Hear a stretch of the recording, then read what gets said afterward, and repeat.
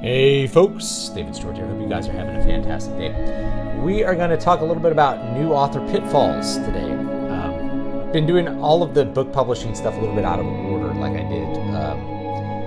I did publishing before I did planning, before I did drafting, and I did revision before those. I've covered all four of those. I want to talk a little bit about pitfalls that new authors fall into because some people were talking about it on Twitter. And I started writing a short little article to that effect. And I'd like to spitball it a little bit with the audience and just sort of get the audience in and their reactions in general, because a lot of these things I've talked about before, but I haven't collected them. Some of them relate to my creativity manual, which is somewhere in this giant stack of books over here. Here it is. Eventually, by the way, you end up with like giant stacks of things that you've written, and that's kind of one of the points that I'll talk over with this. The first big point is really that most new authors do not spend enough time with their craft. So that's really where I want to start. They do not spend enough time writing. And they spend their time doing other things that are maybe related, or they just haven't figured out how to have like an approach to work where they're working consistently every day. So my advice is always, it's going to be the same for everything. Work every day. Do a little bit of work every day, and it turns out it's pretty easy to get a lot of stuff done. To kind of put things in perspective, if you're brand new, writing 500 words a day can be a little bit challenging, but that's really not that much. That's one page. And so one page on like an 8.5 by 11 single spaced Times New Roman, it's 500 words. In case you're wondering, like, why do manuscript formats exist the way that they exist, is because back in the olden days, you didn't have word processors that would tell you word count, but you knew how many words were on a certain page, and therefore whatever you typeset it to, you had an idea later how much space that would take up in a magazine or a book. So yes, an 8.5 by 11 single space Times New Roman is 500 pages. Or 500 words. If you double space it, it's 250 words. So yeah, most people, if you write 500 words a day, one page, that will turn into, you do that for 100 days,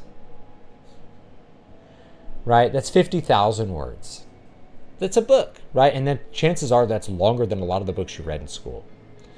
So you could write 3 books a year, writing 500 words a day of, medium length, kind of shorter novels.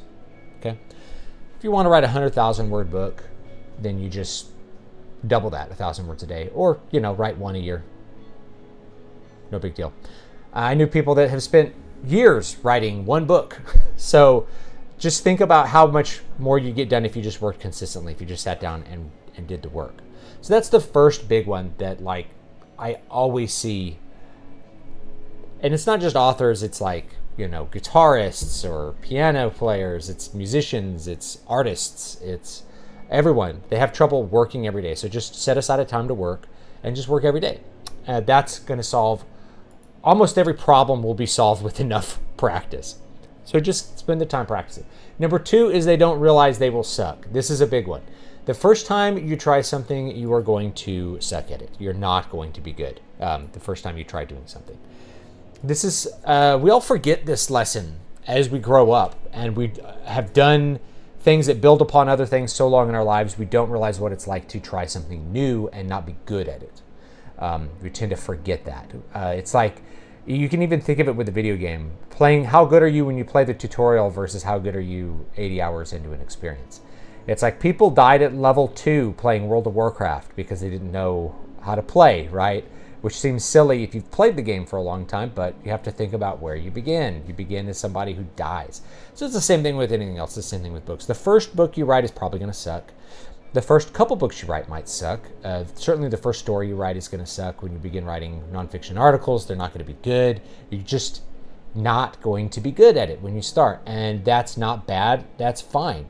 It's fine to be a developing writer, somebody who is learning the craft and growing. In fact, it's good because every time you do something, it's better than what you did before. There's a real growth there. I remember when I was studying guitar, it was like each time I learned a new piece, it was like, whoa, something harder, better, more beautiful sounding is coming out of what I did before. Like there's this feeling like every day you're getting better. Eventually that doesn't continue. Eventually you kind of level off. And this was a challenge for me with guitar playing, was at a certain point I was practicing every day to maintain all these difficult pieces that I had learned in the past, and had to stop and take stock. Like it was really boring and annoying to just do upkeep, but you have to do it if you don't want to like show up and like eat it in a recital or something, or at a gig. So what do you have to do? You have to drop some things and pick up other things in order to find interest. And eventually you have to do that as an author. You have to find other ways to grow. But as a beginner, you're going to be bad, and that's fine. And you should make your expectations within that box. That it's like, this is the first one I've done. It's probably going to be bad, but let's see. And if someone's like, this is bad, you'd be like, okay, well, it's the first time I've tried this. Imagine if, and people are so hypercritical about everything in our world, right? And I try not to be like, I'm pretty critical. It's like, you're super critical of this movie. It's like, that movie, they spent $200 million making that movie and it came out bad. That's bad, okay?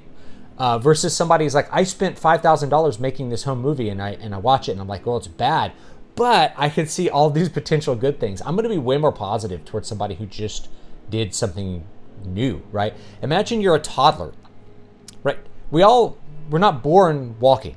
We're born barely being able to see. We're born being able to do one thing, which is pretty much, or two things, which is cry and nurse on mommy.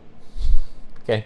Eventually we learn to walk. Imagine if you have kids, like that first kid, you watch him and it's amazing that they take their steps. Imagine that instead of encouraging that little toddler, like, you can do it, come on, you can do it, right? Instead of encouraging him, he falls down and you're like, well, you suck. Why do you suck? You shouldn't even try this because you suck. You suck at walking, right? We don't do that to people. But when we cross over into like creative endeavors where we're developing and it takes time to get better, and there's going to be mistakes and there's going to be pieces that we make which are bad, we have to kind of be gentle, and we have to present our things to people who have the correct attitudes as well. So the only time I think that it's really good to like completely trash something is when it's obvious somebody is experienced or overpaid for what they're doing. If you spend $200 million making a bad Star Wars film, yeah, it deserves to be crapped on. You spent way too much money. There's way too many people involved for something bad to come out at the other end. But if you're making like a little Darth Maul fan film, it can be much worse, and people will generally accept it because they understand where it's coming from. That's my big point. Let's see who's calling me. I believe that is probably spam. So turn that off. I'm dealing with like insurance claims adjusters. So if you guys don't know what happened, I had a big rainstorm last weekend that just destroyed a bunch of walls in my house. Now this room's okay, but like I can't live in my bedroom. Me and my wife are having to like sleep in my daughter's room or on the couch, right? We were doing the couch, but it's like, so we drug our king size mattress in my daughter's room and put it in there, and so we're sleeping with her hotel style. That's what we're having to do. There's fans running. You might be able to hear them on the microphone. I don't know. They're loud. It sounds like we're living in a jet engine, like dehumidifiers and fans blowing out all the stuff because we had to rip down all the walls and all that kind of stuff. Just a little aside for that. So. Anyway, that's why I don't have my phone off. I was like, I might have an insurance adjuster calling me, or someone else calling about this or that or the other to try to figure out this disaster that happened to my house. Anyway, yeah, adjusters are fun, aren't they? Yeah, well, it's all right. They're people, and they're people doing a job, and so I have a lot of grace for them within the confines of their job and what they're required to do, and kind of understand that as individuals, they're not sovereigns. They're not like, please, king, can I have some money back that I paid you? And they're like, no. Then we're like, okay, this is the first step of a legal negotiation. Like, we have a contract. My job is to make sure we're not giving you more than the contract requires, and whether we can defensively say that we won't give you anything. That's an adjuster, right? And it's like, adjuster's there adjuster's there to determine the value and also whether you actually should get the money. Because if it's one thing if it's like, oh, well, I just took the roof off my house last year, and then it finally rained and it destroyed everything. It's like, you didn't have a roof on your house? Oh, there goes my camera. This little cable came unhooked there. There we go. That's a little better. Camera, it's like panning away. Over there is more interesting. Over there. Okay. All right. I'd love to have my basement again. Oh my gosh, I missed a good story. Yeah. Last year, a limb fell on the house I lived in and busted a hole in the bathroom roof. Wow, and there were multiple rainstorms. So it was a very positive experience. I had a neighbor that had a tree just fall right through the house. And they totaled the house. They're like, we can't rebuild it. It was like a 80-foot tall pine tree fell through the house.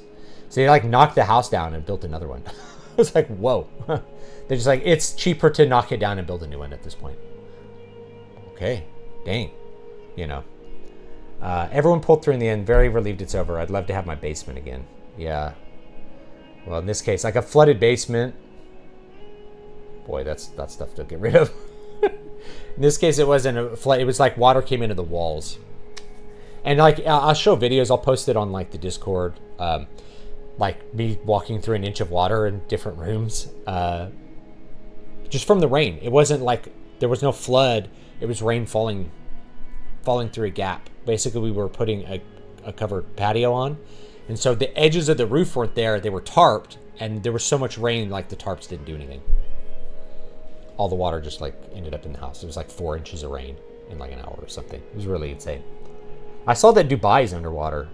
It's like Spec Ops: The Line, but water over in Dubai right now, which is pretty wild to think about. So I'm listening to my music. I'm like, yeah, this is some good sad music. Anyway, all right, yeah. So what number was that? That was number 2. Yeah, they don't realize they suck. So the first time you do something that'll suck, embrace it. Best advice I can give you is usually like write more things. Write more things. Okay, number 3 is overspending. I did a whole live stream on this, I think. Is that basically there's a big money pit called indie publishing that people will get into because of dreams they have about making money in this business or being well respected, usually. Like being a respected author, right? Oh, well, I can fade away. And I can fade back. I saw this fader on OBS. I'm like, what does this fader do? Oh. Farewell. Yeah. So they spend too much money. If you're a new author, think of all the people that are offering author services. And there's an inevitable pipeline between indie author and author services. Right? You know, I noticed this. It's like, here's this guy claiming he's like the whole Mark Dawson controversy. Like, here's a guy claiming he's a best-selling author and, you know, he's amazing, blah, blah, blah, blah. Take his course in how to do AdWords and make money at this. It's like, you stop and think about it. It's like, I've never heard of this person. Well, you never heard of them because they actually don't sell many books. They make their money selling courses to you. So new authors fall into a big money pit where even if they're trying to do trad publishing, they will spend money on editors. Okay, if it's your first book, rather than spending money on an editor, you should just write another book to get better and then come back and fix what's wrong with the first book later. And then if it's still not good enough, you can hire an editor to do it. And if you're trad published, they'll usually do the editing. The editing will be through the publishing company. So, but yeah, especially if people get into like, I'm going to independently publish this. Okay, I'm going to take a course. I'm going to go to this 20 books, 50K course in Las Vegas. It's going to cost me $15,000. Like, okay, every dollar you spend on your book, you have to recoup through sales. And most people who are new authors have no idea how hard it is to sell 1,000 books. 1,000 books is a lot. And it is not easy to sell 1,000 books. And when you sell those 1,000 books, they have to be priced correctly and have the right margins and everything for you to be able to recoup your costs. So if you think about, a lot of new authors, they'll write one book, they'll spend $1,500 to $5,000 on editing. Yes, they'll spend 4 figures on editing. They'll spend 4 figures on a cover. They'll be in the whole $5,000. Then they'll spend $5,000. They'll spend their life savings basically on a book that sucks. The editor can't fix what's wrong with it because you're just not good enough a writer yet. You just have to develop more. then the marketer is just going to run ads on a book that people don't want to buy because it's not very good.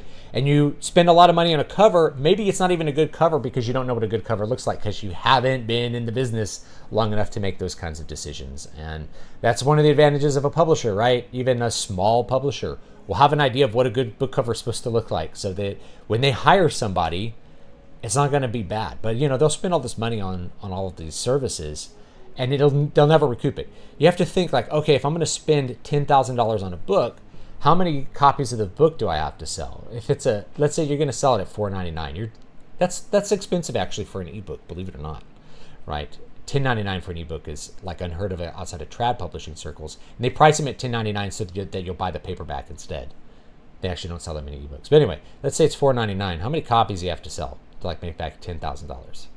Well, if you're having 60% royalties, you do the math and you're like, oh, I got to sell like a lot. I got to sell like 5,000 copies of this book. 5,000 copies of a book puts you in, that's a bestseller. That's like an international bestseller. People don't realize how few books are sold. They're like, J.K. Rowling sold like 1 billion books, so I can sell 1 billion. It's like, you probably won't sell 100. So that's why don't overspend as a new author. This is a major pitfall as they hop into that money pit, especially the indie author money pit. Take your time, write more books, write more stories, develop as a writer, spend some time publishing articles and publishing your short stories in either magazines or on your website, build a following, revise, learn the business. Don't spend all your money. Don't blow your wad. Save your money. Once you have really a good idea how this business works, then you can start spending money and you'll have a better idea of how to get more out of your money. You don't need to have a 4-figure cover for like 99% of books don't need a 4-figure cover. And for that 1% that's left, like I did a whole thing like how to make the Name of the Wind cover.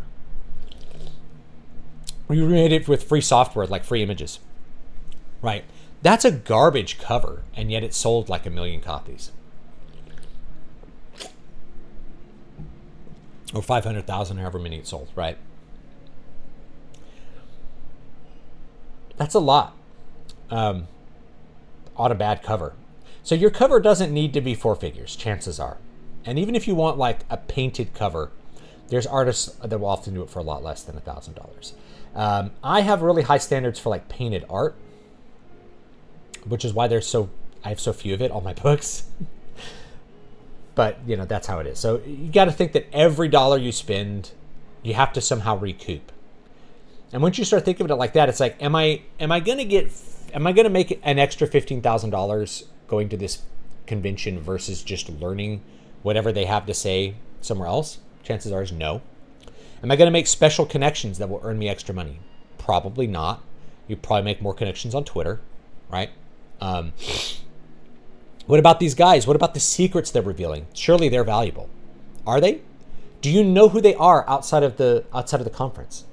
For most authors that get duped into this, they're like, I don't know who Mark Dawson is. No one knows who Mark Dawson is. So him plagiarizing all his books is a weird controversy because they're like, wait a minute, none of us have actually heard of this guy. Or we heard of him because he runs marketing seminars for how to do AdWords. How to spend money in Amazon to try to get a return on your Amazon ads. Does he actually do that to make money? No, he sells the course to you. That's how he makes money. Really easy to get taken away. It's all about skin in the game. If you just think about the skin in the game of whoever's selling a product or service, it's like they share in the upside, they don't share in the downside. That's a problem, okay? Be aware, beware, okay? I have tons of character world building and tried to make it work, but the paints didn't fit. The outlining is pointing out my missing pieces. Thank you for the tips. No problem. This is another thing I'm going to get to this in another point. So that big point is they overspend. Okay. Spend less for your first book. Let's say you want to put your first book out, knowing that it sucks, but you got to publish it. You got to see what people think. Don't spend $100 on your cover. Spend $50. You can get a $50 canned generic cover off of like 99designs.com. Buy that. Have them put your book title in it. Publish it. $50. There's a lot of stuff like, if I was putting out more books, I wouldn't even bother doing the designs myself. I do them myself because I enjoy them and I enjoy learning that. Right? So I enjoy learning and doing lots of different things. It's just a thing about me, right? So if I do, I might do a visual novel this year or next year. I really wanted to do one a couple of years ago, but it just didn't happen. I ran out of time for everything, trying to move across the country and stuff like that. But anyway, I probably just program it myself rather than hire a programmer. But if I was putting out more books, I would probably just spend the money on like $50 book covers for a lot of the shorter books. Like, why bother? But I can spend 2 hours making a book cover, and that it's like I'm paying myself $25 an hour by saving that money. And that means I have to sell that many fewer books for that book to make money. Like my books, if they sell 1 copy, they make money most of the time, right? It's actually more than that because I have expenses, like software costs me money, right? The stock photos cost me a small amount of money to acquire, and I use them for lots of things. So it's all kind of all goes in the business. But anyway, yeah, don't overspend. Don't overspend. Number 4 is they write too much. This goes to what LW was saying in chat. So they don't write too often, but their stories have too much in them. Too many characters. Too many, the big pitfall is world building. Too much world building, right? Too many details about the setting. Not enough plot. Not enough the plot moving forward. So the easy way to fix this is anytime you're writing a scene, ask yourself whether the plot would be comprehensible without that scene. If the plot makes total sense without that scene, consider cutting it. I'm not going to say for sure. Like, there might be some characterization. But usually characterization, like, we need to know why this character's doing it. That scene's necessary. If it's just characters talking about the world and, like, your cool world building, you should probably cut it. Unless it's necessary to understand the plot, then keep it. But most of the time, new authors will write 100,000 words when 30,000 would have sufficed. And I'm not exaggerating. They'll write 3 times as much stuff as is necessary to write this story. There's other solutions to that, which is to write shorter stories. Like, say, I'm only going to write a 5,000 word story. That's a great way to practice. In fact, writing short stories in general is a great way to practice, so long as you read short stories. I guess I'm going to make this like my final point, so I'll leave that one for now. But yeah, that's a big one, is they write too much. They don't know what their story needs, and they just overwrite. They're interested in the information, and they don't realize the audience is not interested in the information because it's not relevant to the outcomes of the story. That's why. Number 5 is they're not focused on the market enough. Let me check the chat real quick, and then we'll get to they're not aware of the market part. It was the main stack from upstairs, so sewage basically. Oh my gosh, in your basement? I'm so sorry. Oh, that sucks. Oh man, no gas, only liquid, fading like Mufasa. Oh yes, I'm fading away. Maybe I can do like another one here. I just do black, fade to black.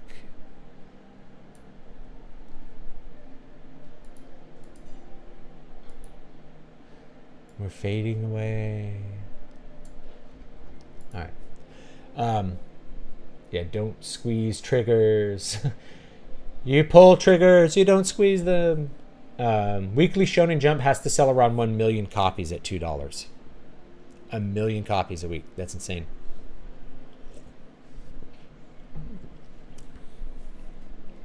I wouldn't dare sell any of my garbage for more than 50 cents tops. You sell 99 cents is the minimum value.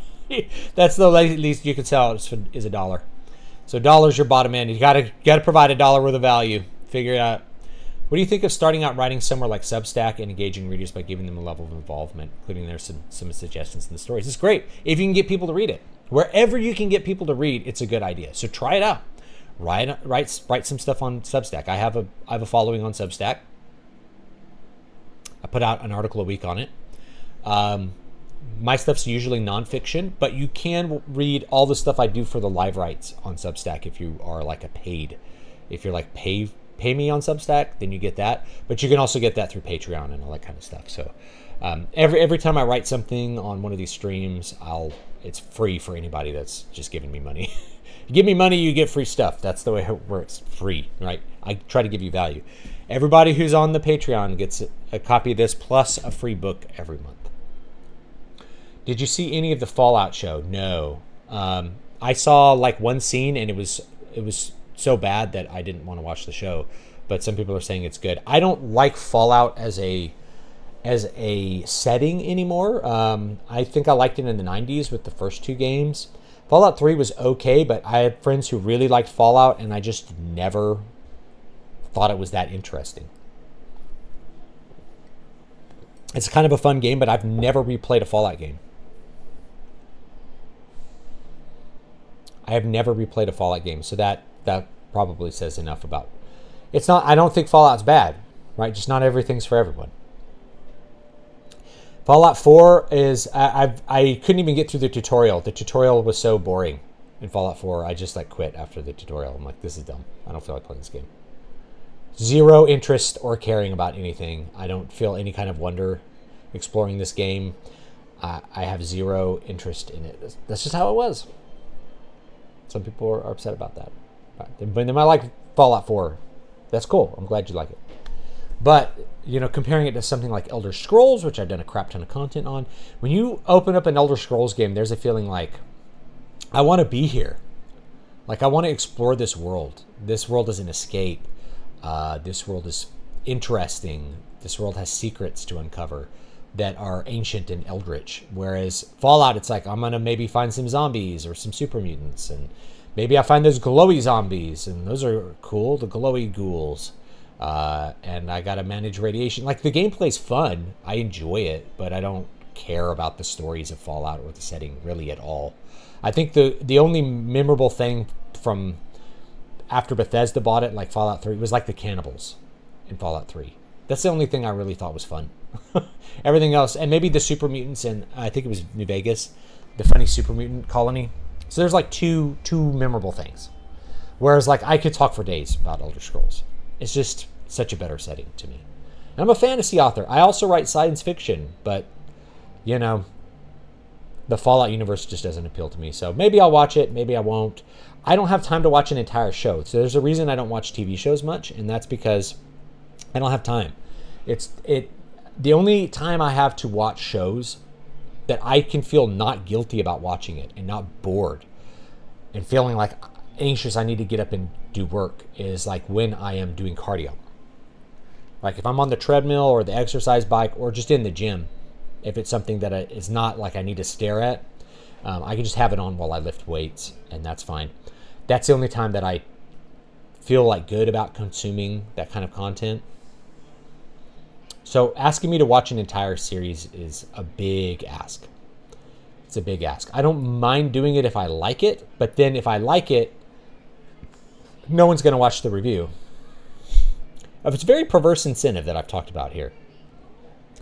If I make a positive review of something, no one watches it.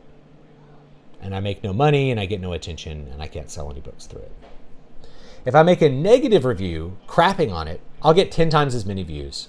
People will buy books from it because of that I confirmed their opinion. They're like, I must be a good writer as a result, right? Like, it's okay, Anyway, the incentive is really perverse. So there's actually, I'm gonna get religious here. Hell is an experience. So when I see channels that they spend all their time talking about how movies suck, that is hell to me. To be like, my job is to watch bad movies and talk about why they're bad. That experience is hell. I don't want to experience hell. I want to experience heaven. What is heaven? Heaven is doing meaningful, productive work for me. It is enjoying the art of others. It's spending time with my family and all of those things. That's a heavenly experience. Worshiping God. I should include that one in there too, huh? Right. Those are heavenly experiences. To me, watching Hollywood skin suit shit for money, I can do lots of things for money, right? I'd rather drive a truck. I'd rather dig ditches. I'd rather start a gardening business, right? There's lots of things I can do for money. I don't need to watch shitty movies. So if it's good, I might do one of like the first episode. Episode 1, why I think it sucks. And if it's good, maybe I'll watch more. But chances are I won't be interested in it at all. I'm just telling you, it's real. People are like, why didn't you watch Game of Thrones? I'm like, I read the first book. The first book is good, but when I got to the end, I realized I had no desire to read anymore. I cared nothing about any of the characters and their struggles and their goals, and I cared nothing about the conflict, so I never read any more books. I could say George R.R. Martin wrote a good little soap opera for that first book. Why would I watch the show knowing that I don't give a crap about it?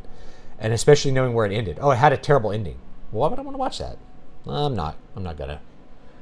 not gonna spend 100 hours watching a drama show when I can spend 100 hours doing anything else. I spend 100 hours practicing guitar and like get a little bit better at this and maybe produce some art that I'm proud of and that someone else might enjoy in this life. I could spend 100 hours with my son playing Minecraft or something, and I'd probably get more out of it than watching Game of Thrones. I could spend 100 hours writing another book that someone might enjoy. I could spend 100 hours playing Final Fantasy and get so much more out of that. So much more joy versus like passively watching shows that I know suck or I don't enjoy. Sounds like what they did with Batman at Death in the Family when callers mail and gave thumbs up or thumbs down to Todd. Yeah, that's a fun idea. That is a fun idea. My first draft of my story was 150,000 words. At this point, it's 87,000 words. Your advice about walking away from the story and then coming back really helped me. I'm so glad it helped you. I follow my own advice, right? The first book I wrote was like 300,000 words and sucked. I came back, cut, rewrote huge portions of it. That's going to be the Moonsong trilogy, okay? That was like the first big book I wrote. So yeah, I split it up, I volumized it, and there's going to be more, but I had to do that. I had to walk away, write another 500,000 words, then come back, and then I was good enough to know what the hell I was doing. You know, and keep in mind, I wrote that book after writing like a bunch of screenplays, writing a bunch of short stories, and that's not even the first book I wrote. Technically, the first book I wrote at like age 19. But it was even worse. It was far worse. So you go back, you're able to edit it, you're able to turn it into a good product. And then it becomes more like the book that you imagined, and it's closer to your vision, and so it works so much better. So yeah, you just love that you're in a development phase and that some of the things you're going to do are going to be sucky, and that when you do the next thing, it's like, wow, it's so much better. It's closer to my vision, and you could feel empowered by that growth all the time. That growth stage, you got to love it, embrace it, because it's the best part. Like when you're growing a YouTube channel, that feels great. Oh man, I made 100 more subscribers. Versus like where I'm at, where it's like, you have 50,000, you lost 5. Oh no! It's like, no, you don't want to be in the stagnant stage where like you're just like maintaining. That gets boring, right? All right, should I strive, Alexandro? Should I strive for coherence in the first draft, or just focus on getting it done despite incoherence? Sometimes I want to change directions mid-story, and that would mean rewriting the earlier parts. Well, I recommend you continue to the end. That's usually my recommendation. You'll learn more from that. You'll get more out of completing the story. If you want to change something earlier, have a separate document. This is what I do. I have revision notes, and I write down what I'm going to revise, what I'm going to change, what things need to be fixed. I don't want to go back to chapter 2 and be like, I'm going to change that thing in chapter 2. I think of it, write it down. Then when it comes time to do the complete revision, some of those ideas you're like, I think I actually don't want to do that. So save yourself some effort. Don't rewrite. Write to the end. Then you can go through your list and see if there's things you want to change. People have been deluded to the point that Fallout TV series is a compelling story in today's multimedia, considering it doesn't push the message. It's like slightly not woke, therefore good. I don't know how to respond to that, I just feel like things are they're just not interesting. Like passive entertainment has gotten really boring. Unless even when it's from Japan, it's so like in its own tropes now. It just gets boring. Like I could probably do something better. You're not missing much. Fallout 1 and 2 are the only good ones anyway, in my opinion. Yeah, I think those are the best. Like those were really fun and really, really unique experiences. I had a great time playing those. Probably post-apocalypse is your kind of setting. I understand. Yeah, it's not my kind of setting. That's okay. It's not for everyone. It's fine. Not everything's for everyone. Some people can dislike different things, and that's okay. Have you ever played Fallout New Vegas? It's much better than 4. Yes, I played it through one time. The only thing I remember about it are like the Super Mutants and Caesar's Legion, Caesar's Legion is like, yes, let's kill the New California Republic. Yeah. So I like New Vegas. It's okay. Like, people love New Vegas. I'm like, it's okay. I actually like Fallout 3 better than Fallout New Vegas, personally. But New Vegas is good. I like it. I think it's good. I think they're both really fun to play. I just don't replay them, you know? I like the True Lies review. I went out and watched that bad boy good movie. I personally believe that writing narratives, characters, etc. to be relatable rather than compelling. It's short-sighted and it's a product of making the DEI stuff, ironically achieving being unrelatable. Demon Ex Machina would make a pretty cool movie. Great little book that. Thank you. Yeah, I enjoyed writing that. Took me longer to write than I expected, which was interesting. It's like it was hard. It was harder work drafting it because of the style. Sometimes the style of something can make it a little more difficult to. There we go. The style of something can make it more difficult to execute, I guess. Is there a chance that you might review Top Gun Maverick? I mean, there's a chance. If I can watch it for free, I might watch it. I wasn't really interested in it personally. I wasn't like a huge fan of Top Gun from back in the day, from the 80s. So it's not that Top Gun is bad. Like, all the kids love Top Gun, and I was like, it's okay. Jets are cool, I guess. You know. At this point, I'm committing to getting you to watch Attack on Titan. I watched the first ones and I hated the dub, but that was like 10 years ago, man. So I just don't know if I have time, right? Especially if I like it, what's the point? Like, no one's going to watch me talk about stuff I like. The incentives are completely inverted from how they should be. So if I do it and I spend the time doing an analysis about why it's good, chances are no one's going to watch it. Whereas if I make content about something being bad, people watch it. You understand, like, how it's easy to get stuck there? Top Gun is military porn. Yeah, I can see that. A lot of things like that. All right. Okay, yes. Not focused on the market pitfall number 5. Not focused enough on the market. What do I mean by this? Well, a lot of new authors, they just sort of write, and there's nothing wrong with that, but they don't really think about who they're writing for and what the audience might expect, or whether they're going to understand what you're writing about. They can't think of an external person reading their story very well. It takes time to develop this. So it's a big pitfall is to not focus on the market at all. You don't know what the genre expectations are, or if you're even writing in a genre. I discovered this, the main reason I have a bunch of indie published books is I had to indie publish the first good book I wrote because it is in a genre which doesn't exist. I wasn't focused on the market at all. I was like, I want to write this samurai story, and I freaking did it. And it's great. It's Muramasa Blood Drinker. Everyone should read it because it's a kick-ass story. It's awesome. There's no genre. There's no book genre for Japanese stuff, right? There's one other book. There's like one or two other books. It's like Shogun. Actually, I should do content on Shogun because then I could sell the samurai book, right? That's smart. Content marketing. I talked about that.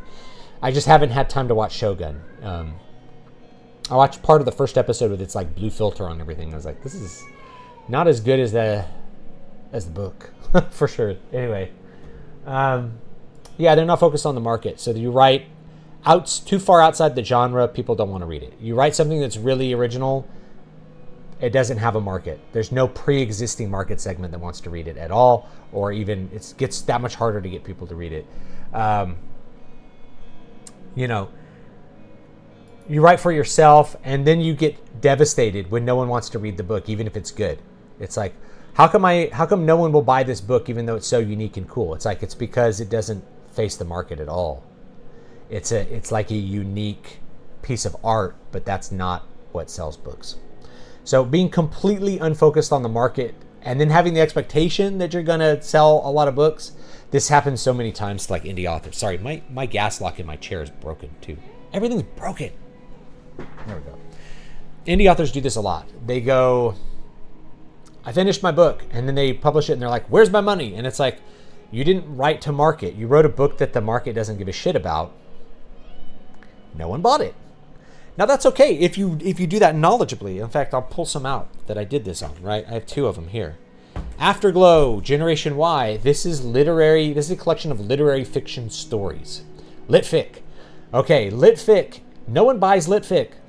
No one buys it. It's like a terrible selling genre is literature. Literature is awful. No one reads it. And it's super introspective. It's about people born in the 1980s and that expectation of life. It's a bunch of short stories. Some of them are science fiction even. But, there's no market for this. This is not in a genre. No one wants to buy this. I wanted to write it, so I did. And I wanted to write all the stories that are in it, so I did. And I wanted to publish it, so I did.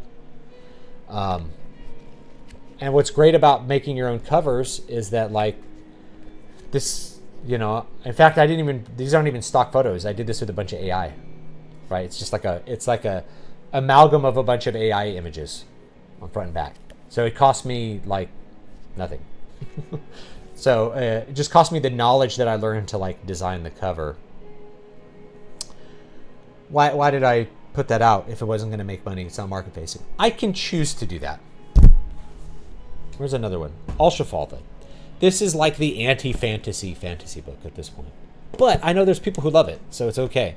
Like, there's a couple people that are like, this is the best book you wrote. I'm like, I'm so flattered that you like this because it's such a weird book. It is a tragedy. It's more like Children of Hurin versus Lord of the Rings. So it's a tragedy. It's written as a Shakespearean tragedy, I think in 5 acts. I think I even have to look. It's a little 5-act tragedy about, like, elves and deals with the devil. And everything, and, like, twist endings and stuff like that. So I really like this. This is a book that I wanted to write. But as I wrote it, I started really thinking, I'm like, no one in the market's going to buy this. I finished it and I sat on it. I finished it in 2020 and we had all that crap going on in 2020. Tragedies are not going to sell after all that stuff. Wasn't the right time for tragedies. I waited like a year or two and I'm like, I got to put it out, right? I'm just sitting on this book. I got to put it out. So I did. Yeah, it's one of my worst selling books. That's okay. That's okay. I knew it wasn't going to sell bad because it's not like a typical fantasy book at all. And because it's not like a typical fantasy book, because it's not written that way, because it doesn't hit the tropes that way, no one's going to buy it, right? They want certain things from fantasy books beyond the fact that it's a very imaginative tale. And that book was not going to deliver it. It's not in the same style. It's not the same kind of story. That's just how it is. You got to be real, right? So, but I have the option of doing that. For a lot of new writers, they're just not focused enough on the market. And so they get really disappointed when people aren't interested in the stories. But that's okay if you have the right expectations. You want to start to develop an awareness of what people want out of a product if you want to sell them a product. So that's something to develop over time. You can fall into a pitfall where you're just not aware of that at all, and then you'll be disappointed that people don't buy your stuff. That's just how it is. The number six, that's the inverse. Too focused on the market. So a lot of people get excited like, I'm going to make money. I'm going to write a book for this little niche, and I'm going to spend all this money and all this time developing a story for this niche. I'm going to write Space Marines, or I'm going to write mermaids, or whatever the hell it is. So they write something that's so generic, no one buys it because it's boring. Okay, so here's the rule for writing a market. Same but different. This is also how you sell a script in Hollywood. Same but different. It's this but that. It's Space Marines but hot chicks with big boobs. There's your best-selling idea right there. Someone's like writing that down. Okay, Space Marines but big boobs. Space Marines with boobs. Nymphomaniacs. All right, yeah, you got it. You're going to sell a million books. With that same but different. So same but different, right? People focus on the same part. They don't have anything to say, so they don't do the different part. That's another pitfall.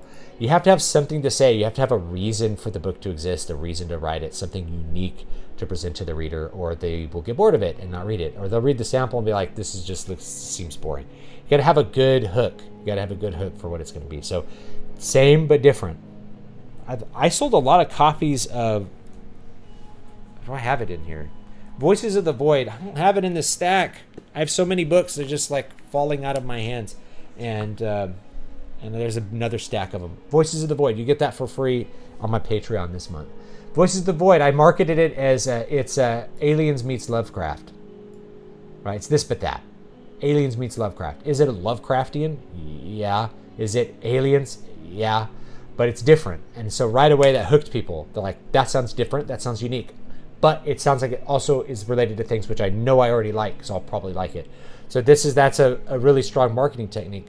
You forget about the different parts. So that's the pitfall, is they get focused on writing the tropes. Like, okay, here I go. I'm going to write my epic fantasy. It's going to be set in, can't call it Middle Earth. We'll call it Midgard. Midgard. Okay. We want a hero that's really weak. Let's make him a gnome. Okay. He needs to destroy a magic artifact, right? You start like hitting every single like fantasy trope, and people pick it up. They're like, this is boring, and then they don't read it. Why didn't anyone read my book? It's exactly like Lord of the Rings. That's why.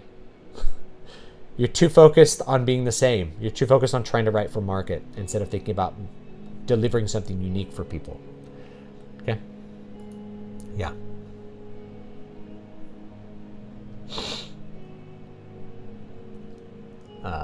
There's a series called Ascendance of a Bookworm that has an interesting plot setup along the way. It does good world building. You want to do world building along the way, by the way. So the way to do world building is you sprinkle it in versus like a Tolkien-like. Now, or you could do it like Tolkien, but most people are not going to do this. So Tolkien has a giant forward called like Concerning Hobbits. You can just skip that and begin Lord of the Rings. A lot of people don't know that. So you can pack it at the beginning, I guess, but my usual advice is don't do that. You can put that in an appendix if you really want to. Start with the story. Start with the conflict. That's how you're going to hook people. That's if you want to hook people. Shogun is better than Fallout, at least. Yeah. What do you think of beta reading mutual feedback groups and forums? If you have time to contribute, that's great. It can provide some useful feedback, but you have to keep this in mind, is that they are also new authors. They're also new authors most of the time, which means their insight is going to be as limited as yours. But it will be external to yourself. So you will get some useful things. They're like, I didn't really like this scene. I didn't like this character. That can be really valuable feedback just by itself. Versus if you were to have like me read it, I'd be like, okay, this character, you're presenting it like this and this and this. That's really off-putting. Have you considered doing this instead? This paragraph, that's got to go. That's irrelevant, and it's making me not want to read this, right? I can have a huge list of how to fix like every scene because I've been doing this so long. By the way, I don't offer editing services, and it's for one of the reasons that I talked about, like author services. I don't want to milk people for money, okay? I want to give them value for money, not just take advantage of new authors by selling editing services. I just don't want to do it right now, and I don't have time to do it. So if I were to edit people's books, I wouldn't be putting out my own books. And what do I really want to do? I really want to be publishing my own books. So that's that little aside. So they can be really useful if you have the time to give that same contribution back to somebody. And if you're getting the value and they're getting the value, it can be fine. I don't use beta readers. And what I realized a long time ago after using some beta readers is like their feedback was completely useless. Not completely, it was mostly useless. It led me realize some things that I'm like, maybe I should dumb things down sometimes. And when I took a step back, I'm like, do I really want to dumb things down? And, that was the only useful feedback is like, I think this was over some people's heads because they said things. And then I got feedback from people like they knew what they were talking about and they didn't. It's like, yeah, you gave me like first year writer feedback when you have no clue what the hell you're talking about. Like you're trying to tear up my work like you're doing a service to me. You don't know what you're talking about. It's like I got horrible feedback from people. I'm like, no. But because it's an arrangement where it's like, no, you're supposed to be enjoying reading a book for free and then telling me what you think about it. It's like not being my editor for free. I actually don't want that. If I wanted an editor at this stage, I would hire a professional to do it because they actually will know what they're talking about. And it's one person. It's a lot easier to do with one person's opinion. But like I said, if you're getting value out of it, if they're getting value out of it, it's okay. I don't do writers groups, and to the extent that I've done them, I've never gotten return on the value that I put in, and most of the feedback has been bad. A lot of cases, you're in a writers group with people that aren't in the genre you're writing in. They have no idea what to say about it. Maybe they're literature majors, which means they think they're equipped, but they're actually not equipped. That's the big thing. Is like there's a difference between what they think they know and what they actually need to know. in order to revise and correct a story. But if you feel like you're getting it out of it and you have a lot of free time to do that, then that's great. Introspective stories are best after an author cultivates his audience over the course of several years. Yeah. I like reading Japanese light novels, obviously the English translated ones, but when I try to read an original English light novels, it doesn't feel quite right. Yeah, I wonder about that. I think if you're trying to emulate the translated style in English, it's going to come off as awkward. It's like trying to write something in the style of the New International Version Bible. Why would you do that? That's a weird thing to try to do, but you know. George Lucas learned that lesson the hard way with the prequels. Tragedies don't sell after IRL tragedies. I think the prequels sold really well, but I think a lot of people weren't satisfied with them. Tragedies don't sell after in real life ones. I think they did fine. I think they made plenty of money. But, you know, he had the Star Wars brand. I didn't have that. I don't have the Star Wars brand. Yeah. The prequels sold well, but they were polarizing until 3 years ago thanks to the sequels.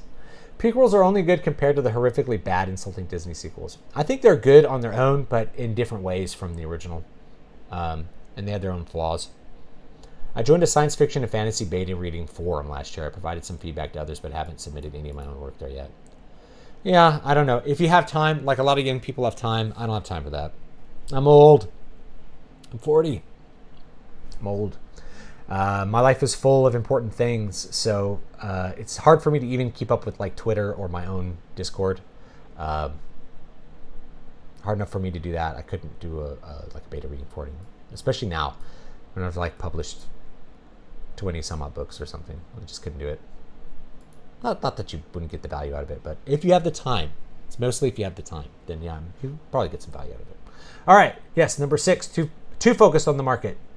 You know, yeah, they you may never. This is the last thing about that is that if you're writing a really formulaic story, you may actually get bored of it long before you finish it. If you're writing something to save the cat, like the Save the Cat Blake Snyder style story, you could get so bored and annoyed with it before you're done that you'll just never finish. You'll just lose. You'll quit out of despair. You'll just lose heart. You'll lose faith, and you won't be able to finish it. You have to have some passion for what you're doing. Number 7, too focused on style rather than substance. This is like a lit major kind of thing, but a lot of new authors do this. They focus on the style of sentences they're writing. They focus on either trying to have a unique voice rather than just sort of developing it by writing. And they focus on doing unique stylistic things. This is a big mistake for a couple reasons. First of all, style will always lose to substance. So a good setting characters plot with passable prose will always attract more readers and be more successful than something that has really great sentences, but there's not really a plot. And I know this because the sales numbers back it up, but I've also read lots of these. I remember taking like this seminar with Steve Yarborough, this literature fiction guy. Read a couple of his books. They were really boring. And I kept thinking he always prints out, he writes like 1 page a day and he prints it out physically and reads it. He's like, I would hate for someone to say I wrote a bad sentence. I'm like, your sentences are good. There's no story though. There's no story, that the sentences are not communicating a story. It's boring. He's a nice guy. He talks like Bill Clinton, kind of funny, but his books are boring. So what are you going to do there? If you had an actual story worth telling, the quality of the sentences, as long as they're functional, would be fine. It would be superior to trying to replicate James Joyce or Faulkner or some other early 20th century American writer. That's what they're always trying to do. They're always trying to be Faulkner. They're trying to be Steinway. They're trying to replicate this writing style from the first half of the 20th century. I don't know why they focus on that one to the exclusion of all others. No one ever tries to write like Bram Stoker. I don't know why. His writing's good. No one ever tries to write like Robert E. Howard unless they're me. Right? So they focus on the style rather than the substance. And the first pitfall there is that you're focused on the wrong thing. The second pitfall is that creative style will actually harm your ability to sell books in ways that people don't realize unless they've done it. So I'm going to use, we'll use James Joyce. who wrote Ulysses, the most abandoned book ever. I have some better modern examples, but we'll start with this one, right? If you're trying to replicate James Joyce's Ulysses is the only thing I've bothered to read from him. It's all about the style, and the style carries it. So you think it's the opposite of what I'm talking about. But it's only read because like literature professors make kids read it. Like if you wrote that, no one would read it, and they would think it was garbage because they don't like Ulysses to begin with. They're forced to read it. Or let's do Cormac McCarthy. Cormac McCarthy is like such a chore to try to read because he doesn't use punctuation. He just has these awful run-on sentences that, and in a lot of cases, they don't even make sense. He's like these human ears that look like this. You're actually revealing too much information, right? But his sentences are awful. So if you were to write a Cormac McCarthy style book, this is an example where like the substance of the characters ends up overcoming the badness of the style. But if you focus on the style, if you're like, I'm going to write something without any punctuation, dude, no one's going to like it. You're going to get a bunch of 1-star reviews. No one's going to publish it. Well, how did he get published? Well, obviously he had connections to get published, right? You don't have those connections most of the time. So if you have the social connections in New York to like get a book published with weird, horrible style that is annoying to read, then do that by all means. Why are you watching me? But for most people, they'll think I'll do this unique style, and everyone hates it because they're used to reading Chicago Manual of Style or like E.B. White Manual of Style writing. They're used to clear and understandable writing, not weird style.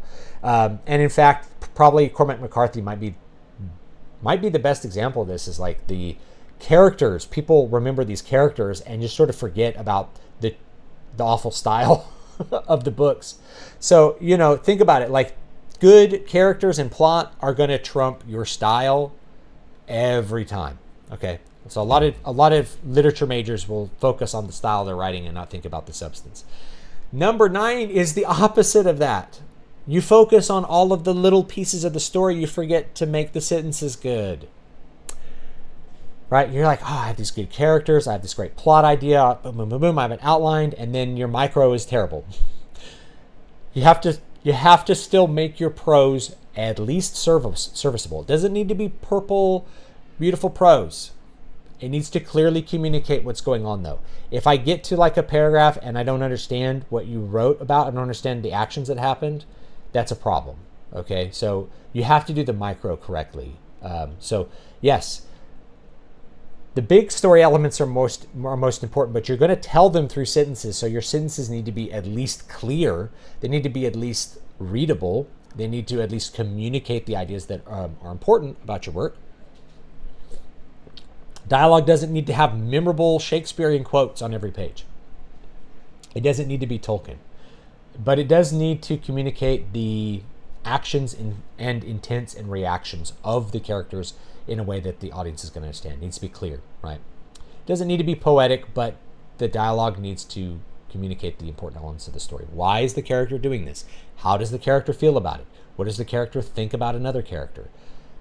Have that stuff in the dialogue. You don't need to, in fact, going back to the first one, focusing on style, you can see this with the really bad translations like the Unicorn Overlord translation, where they're focused on style rather than just telling this, translating the story. We're adding a layer of style on top of it. It's gonna sink. It's gonna sink the ship, especially if you're a new writer, and that's because it takes a while to develop your voice. And chances are, style is not that important, but it will take longer to develop weird approaches to style than you think. Strong disagree. I love McCarthy. I hate his style. I don't think he's good. I think he's super overrated. I'll do a whole video like trashing one of his books sometime. It's okay if you like Cormac McCarthy, but I'll tell you, if you went and found an unpublished Cormac McCarthy book and you published it yourself, it would get 1 star. Everyone would give it 2 to 1 stars. They'd be like, this is unreadable. It's why context matters, and there's actually like a deeper level thought, which is like, how important is grammar and style? Because we have all these postmodern Cormac McCarthy books where the whole point is to not do style. The whole point is to not do punctuation, to have a bunch of run-on sentences. no attention to clauses or anything like that. And people still liked him. So you can obviously gaslight people into liking things that don't fit the style. But I don't think your average reader will. I think your average reader depends upon style. My hypothesis is they depend upon the style to get the clarity of what you want out of it. Your style is framing the ideas and directing them in a way that the reader will understand them. Remember, language is a medium through which we speak. I don't have control over to change that medium, right? I have to adhere to the norms of that medium if I want to communicate my ideas to you clearly. So rebelling against that in the postmodern sense, whether it's McCarthy or it's someone else, right? There's so many postmodern writers that were like, well, we're going to challenge the conventions of the language itself. That can be an effect if someone's really willing to commit to it and be like, it's really funny reading this book in this Scottish accent, like with Train Spotting, or it's really fun reading these weird run-on sentences. It makes me think. But I think that there's an equal number of people that are just going to be like, this is unreadable. Why does anyone read this? I'll read something else. Or like David Foster Wallace, all of these postmodern writers. Like, there's something maybe to be gained in the discussion about them, but I think most people are going to be horribly unsuccessful attempting to duplicate that style. You're going to get sunk bad. You're going to get ripped to shreds if you put out a book that's written like Cormac McCarthy. You just are. Your average person's not going to tolerate it. They're like, this person needs to go back to school. Did an AI write this? Is this person Indian or something? They obviously don't understand how commas work. Submit something to a magazine that's written like that. You're going to get rejected. So in fact is you have to like adhere to the style for most writers. But by all means, if you can get enough connections to get a New York publishing contract and just ignore style or write like that, then do that. Do that. I'm not talking about his nihilism at all, dude.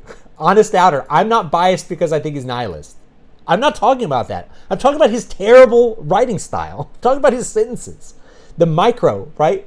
Point number 8, you don't focus on the micro enough. That's all I'm talking about. It's such a chore to read it because it doesn't adhere to any kind of normal style with the writing. I'm not talking about his nihilism at all. AI would write with perfect... No, it doesn't. Which books have you read? We've looked at Blood Meridian. I'll do like a whole review, but for now, I'm going to put you in timeout because I'm going to put you in for 24 hours. Bye. We're done talking about his bad style. Okay. Point number 9, endless editing. So this is the next one. It's super easy to fall into this last one, which is kind of the inverse of point number 2. You don't realize you suck. This one is like, you realize you suck too much. And so you're not really willing to, like I said, whenever you mention, a little point here with Cormac McCarthy. If you ever criticize him, there's people who like, I don't know, I'm not going to be gross about it again, but they just love him for reasons that are beyond incomprehensible to me and can't accept any criticism of what I'm doing. I'm not talking about the nihilism of his stories. Okay? Yes, I can see the nihilism in something like No Country for Old Men, right? Where you have kind of an impotence of an ability to affect a negative outcome, right? That's nihilistic. It is. Sorry. But it's viewing that as like you're ineffective. It's not a complete moral nihilism. It's more like I don't know how to put it. Yeah, it's just like an impotent nihilism, right? It's not that nothing matters, it's that you're not able to change it. So why? It's like a despair. Not a nihilism, but like a despair. But anyway, it's the style. It's the style that I'm criticizing. It's such a chore to try to read through one paragraph and all his untagged dialogue. You're like, who's saying this? We have dialogue tags for a reason. We have style for reasons. Like, these things develop over time because they serve the purposes of the reader. The postmodern approach of like trying to do away with those for an effect, yeah, it has an effect. That's not always a good effect. And my point is, I don't think it's a good effect and I don't like it. That's my big criticism. It's not the nihilism of the stories. People go on and on about this. It's the way he writes. Okay? And the chances are, if you write a book like that, you are going to get roasted alive. No one is going to like it. It's all the context of how that gets built up to where you're able to look at the Cormac McCarthy book. I have No Country for Old Men around here somewhere. I had a friend who really liked that one. I was like, I don't get it, but okay. People like the movie. The movie's pretty effective. So maybe there's something like, what's a movie that's better than the book? It's like probably No Country for Old Men. How much a description is too much when it comes to action? Anything that makes the reader skip ahead to dialogue is too much. Remember, it's the outcome of action that matters, not how it happens as much. You want to know how it happens, but you don't need to go into gory detail. I think Fritz Leiber does too much action description for my taste. But some people really like that. I think it's too much. I think he takes too long and describes things too many ways with too many words to get to the result. But it's not bad, and a lot of people still like that. So generally, if I were to take Fritz Leiber, I'd probably rewrite his action paragraphs to be like 1 sentence shorter on average, and that would probably be good enough for me. It's up to you.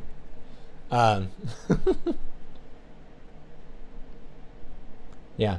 The thing is about Cormac McCarthy is that he was a new writer with that style, and he was editing other people's books, taking out the punctuation. People are like, I like the no punctuation. It's your basic approach to postmodernism with that kind of with language, postmodern approach to language, which is just kind of challenging the conventions of the language. I don't like it, but other people like it.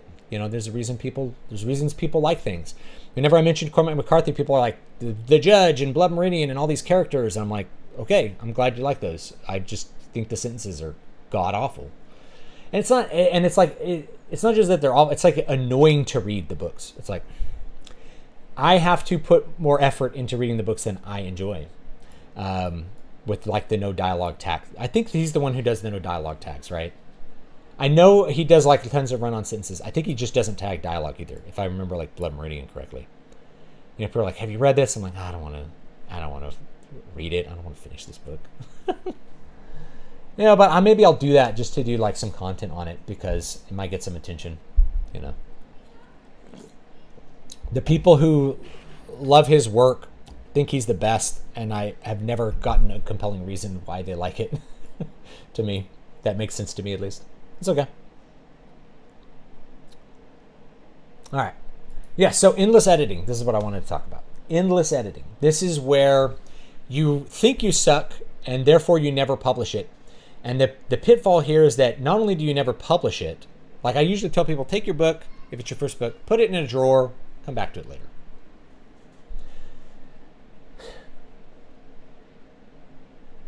Come back to it later. Do a new book. The pitfall that new writers fall into is that they just keep editing that first book for years. I've met people doing this and online and in the chat, and they're like, yeah, I've been revising this book for 15 years. I'm like, what you should have done is written 5 or 10 more books and then come back to that first book to fix it, or just abandon it. Who cares, right? That would have been better, and then you would have had more books out that people could have read. Okay, so the endless editing, I actually talk about this in the Keys to Prolific Creativity. Perfectionism is almost always fear of negative judgment, where I'm afraid of someone saying bad things about me. I'm really afraid of it. So you edit and you edit and you edit, hoping it'll be so perfect that nobody can dare say anything bad against it. Guess what? You're still going to get a 1-star review. Someone's not going to like it. It's okay. Just love it. Just deal with it. So, yeah, put it away.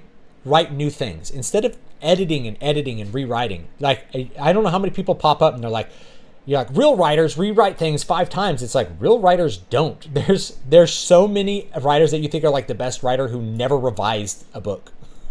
They wrote it and then it was out. Who was the guy who wrote Lonesome Dove? I think he was the one who did that. He was just like, no, it's first draft out. There you go. Yeah, so no, you don't need to revise forever. Okay, you can't edit. And the main thing is you won't have enough. You won't have enough knowledge to edit your crap into gold until you write more books. So it's much better to just write the books, write new books, and come back to the old one later, than it is to try to edit that first book into something good. Okay, they get caught in the endless editing cycle where they've written one book for 15 years and written 5 different versions of it. Write a different book, write some different stories. That you'll get a lot more out of that, and you can publish those and maybe start developing an audience and getting somewhere with a career, rather than just, I don't know, labor of love over this first book that you wrote that had everything in it that you wanted it to have. People have dreams, and it's great to pursue those dreams, but the main thing that'll help you pursue that dream is gaining skill. You're going to gain that skill by writing some other things. Okay. Amazing how the harem lit guys never seem to have this problem. Instead, they have fans who say, "Oh, Succubus Head Pat's farm doesn't actually get good until books 6 through 14." Oh man, yeah. That's a good point, and there's nothing wrong with that. Like, I've had people say, "Oh, the Jim Butcher, the Harry Dresden books. I'm not a fan of those. I don't. It's okay if you like them. I'm just not a fan. I think they're kind of lame. But if you like them, that's great. I'm glad you have something that you like. I really mean that. They're like, "Oh yeah, the Dresden books don't really good till book number 5." I'm like, I don't feel like reading 5 bad books. I read 2 bad books. I don't need to read any more bad books. I read the first 2, and at the end of the second one, I'm like, I could see why someone would like these first 2 books. I really do. I don't like them though. They're not for me. So I don't. It's like, oh, but then we have this. Oh, don't tell me there's like a 20 book long story arc later. I don't want to read that. Let's write in 100,000 words. Let's write a story that's 100,000 words. Not 7 million. And I say that as a fan of Steven Erikson, who would write these tomes that are like 300,000 word, 800,000 page books. It's a lot. It's a lot of words, man. It's a lot of pages. I'm a fan of them, but I just didn't like the Harry Dresden stuff. So that's okay, But you have to keep in mind that Jim Butcher wrote those early books earlier in his career, and he gained skills later in his career.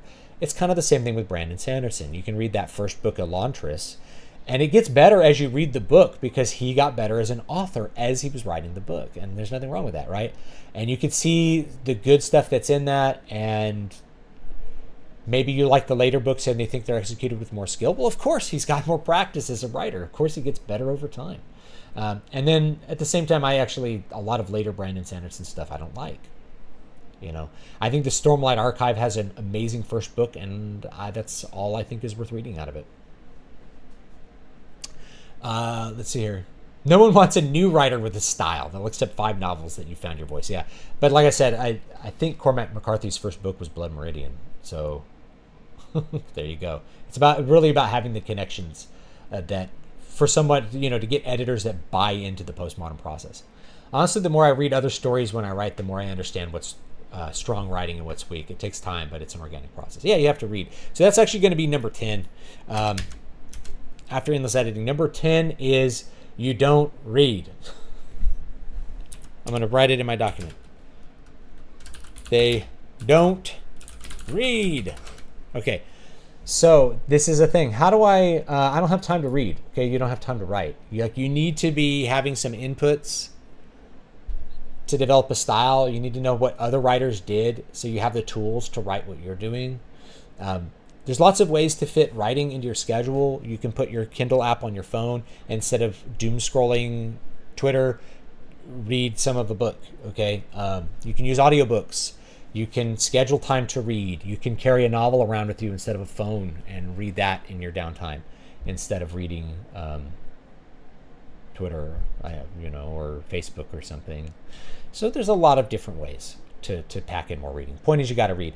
The other thing about new writers that they don't read is that they are trying to write things which they themselves don't read, especially. So they hear the advice, you need to write a bunch of short stories, like write 50 short stories. Okay, that's not bad advice. You're going to definitely get a lot of practice out of that.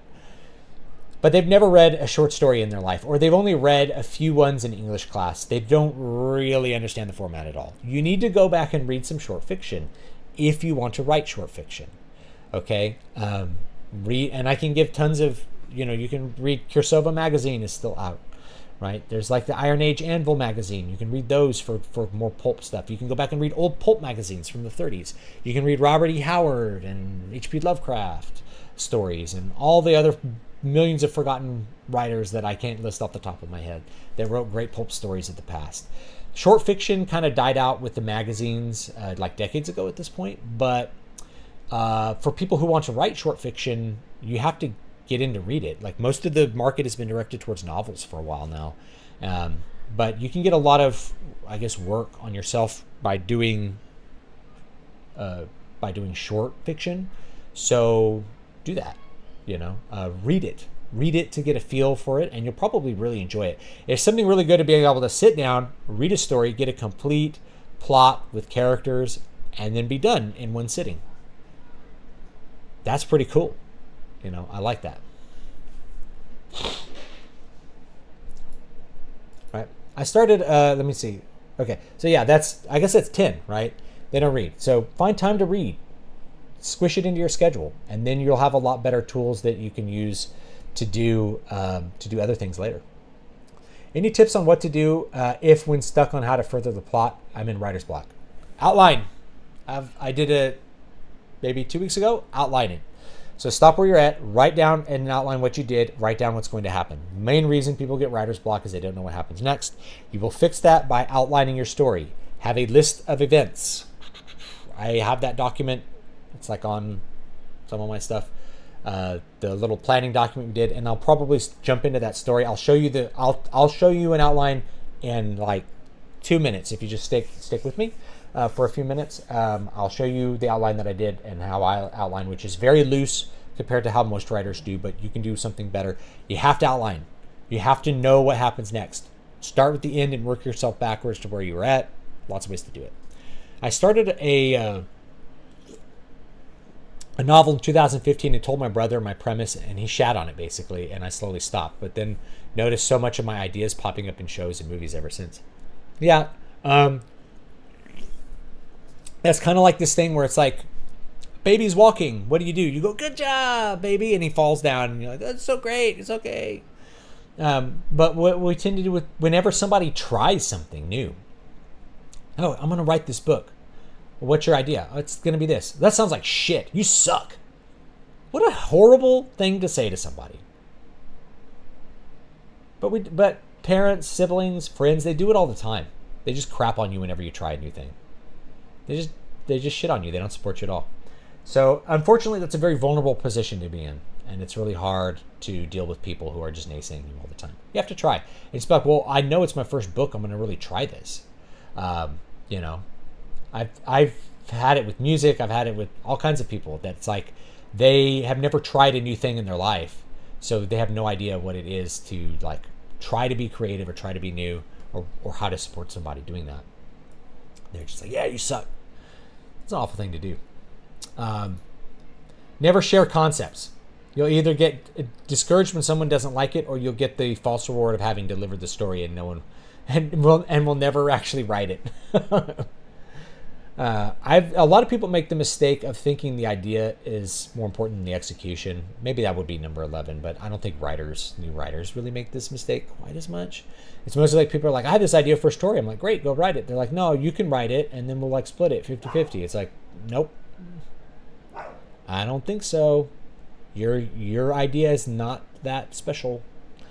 I always saw them as just dumb pulp fun. Simon Green is Butcher cranked up to 11. Yeah.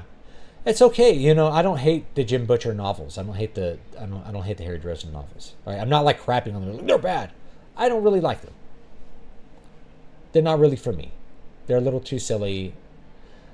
There's something about them. They're just too cheesy, maybe. I don't know. I don't like them. That's okay. You're allowed to like them. You're allowed to like different things from me. It's great that you do. You can like Cormac McCarthy as well. You can love him. You can imagine yourself snuggling with him and doing whatever you want to do with him. You can imagine that, and that's fine. That's your thing. That's not me.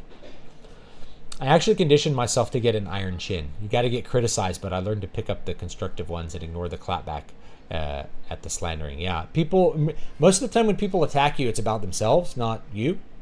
That's why I block a lot of people on Twitter. It's just like, this is not about me, right? This is a person saying something about themselves and their own worldview. They just block them and move on. The first book is great. I'm not sure what we're talking about. The first Elric book? First Elric book is good. Depending on which one you mean is the first. Elric was originally written in the short story format, and so a lot of his books are actually kind of 4 stories squished together into a novel, like Sailor on the Seas of Fate, which I'm not a huge fan of, but it works.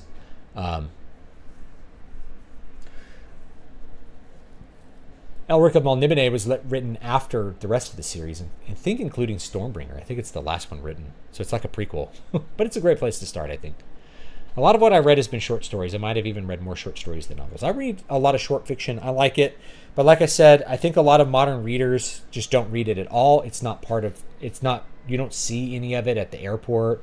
You know, there's no Weird Tales magazines at the airport. It's just novels. You know, they just read novels. That's all they read. And so they don't really know how to write a short story because they haven't really read the format. You just need to spend some time with the format. So yeah, I think it's great to practice and do it, but you gotta actually like short stories and read them a little bit. I don't like first person. I struggle to read it. I don't like first person either, but I've written some books in first person now. First person has a lot of advantages in that you can control a lot of information for the reader, which is good, you know. Glenn Cook wrote a series of fantasy detective novels called Garrett P.I. years before Jim Butcher wrote the Dresden Files. I haven't actually read those. I haven't read those Glenn Cook books, but I do like Glenn Cook, so I should probably check them out and do a little bit of content on it, you know.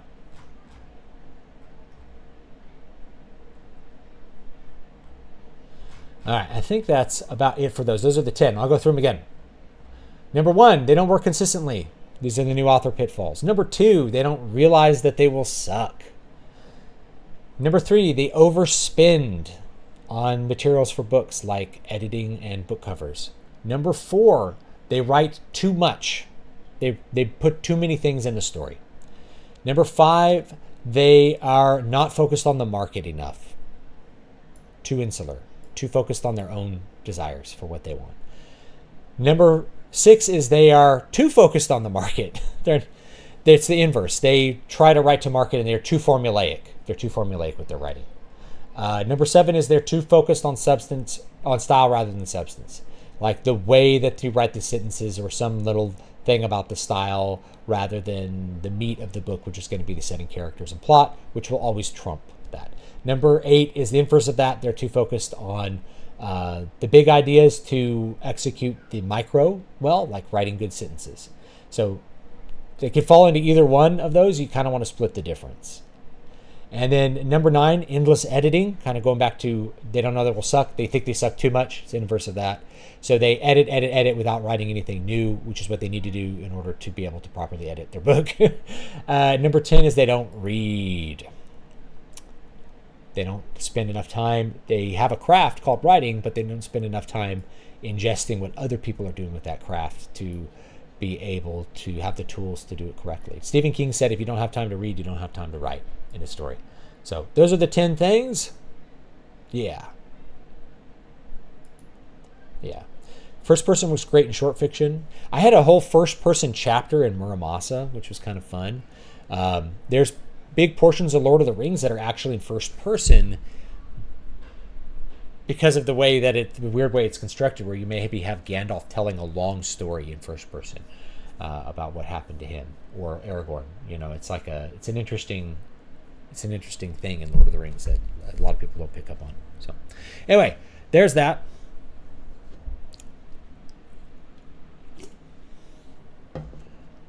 Let's do a little bit of drafting before we go. I think about 30 minutes. We could probably write half a chapter on that little book that I outlined. I asked somebody to stick around for the outline. Let me find it for you, okay? Put myself up here.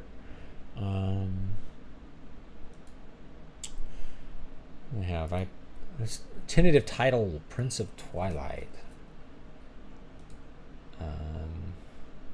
Medieval fantasy outline. All right, so here's the outline we did.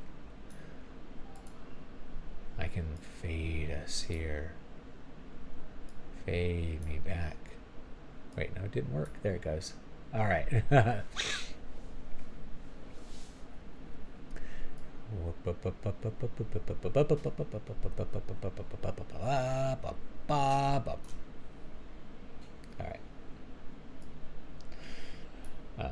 Yeah, I'm going to try and come back to it. I personally love the ideas I had. Thanks for the advice, Dave, in the chat. Thank you, guys. Thank you for stopping by. I really appreciate it. Even, who did I mute? An honest doubter. I still appreciate you coming by. It's just people get fixated on defending Cormac McCarthy, and it's like, I'm just trying to tell you I don't like the style. I don't like the sentences. I don't like them. Okay? That's a chore to read. All right. So yeah, here's what the outline looks like. Let's take a look at it. Okay, so I had a list of characters: Alfred, Edward, Ethelred, Victoria, Pepin, Amber is the witch. Because Amber seems kind of like a stripper name to me. That's all. Gwendolyn, Alfred's mother. I had another guy that we added. I'm trying to remember. So I'm going to add in like these characters as we write them. We have our basic plot. Alfred needs to prove he's the true king, blah, blah, blah. I think we changed it so like he's going to go on this quest here to get his father's sword, which will prove that he is the true king. We're going to introduce that solution in this next chapter when he meets Victoria. You can just say, you have the sword of the kings, and like no one else can touch that or they'll die. It's like, has anyone ever proven that? It's like, well, my father went away with it, so we have to go get it. We have to go find him. So then they decide to go back to the main city and figure out where he went, and see if anyone knew that. Chapter 3, they meet Victoria. She wants to help them. They decide to return to the city. Chapter 4, they sneak into the city and find the map. I added these little notes here. After they escape, they find a way to a royal castle. This is where we're at right now. Anyway. You know, the map, they set out to find Alfred's father and the cure. Adventure 1. Then we have a series of adventures because it's an Odyssey format at that point. Notice I just have a list of like plot events. So we can change these as we go. There's no reason that we have to stick to it. We can come up with new ideas as we go. But we just kind of boop, boop, boop, boop, just go through each little event here. And I have it kind of separated into a couple of areas. The exposition, which is basically what we did for chapter 1. Inciting incident, we did that for chapter 2. The main transition, chapter 3 and 4, where we're meeting Victoria. We're picking up our B story, our main B story, which is going to be Victoria and the love interest there. You know, like that. And then just a list of events. After they escape, they do this. Victoria, who reads a lot, knows of Alfred's father's sword, which will kill any man who touches it. Alfred doesn't really believe this, but he does remember how beautiful the sword is. Victoria runs away with him to find the sword. All Alfred knows is that his father went west with 2 of his most trusted knights, leaving his mother in charge. They sneak back to the capital where they look up all the men. I'm going to highlight 2 of his most trusted knights because we'll find their bodies as we go, is what I'm thinking. Boop. All right. Leaving his mother in charge, they sneak back to the capital where they look up all the men who used to work at the castle. They find the old steward who calls Alfred's father a fool because he's set out to find a cure for his wife. Victoria knows about this. She knows where it is. Now, I don't know if they want to, they're going to go back to the capital. They're going to find all the old men, right?